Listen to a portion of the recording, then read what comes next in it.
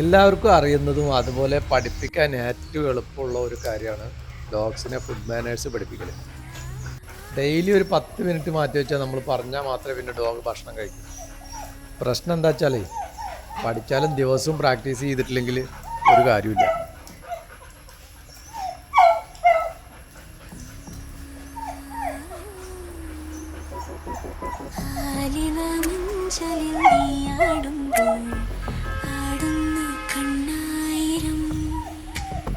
ചാഞ്ചക്കം താമരത്തൂമിഴിയിൽ ചാഞ്ചാടും സ്വപ്നമേതോ പൂവൽ പൊന്നും തേനും നാവിൽ തേച്ചതാ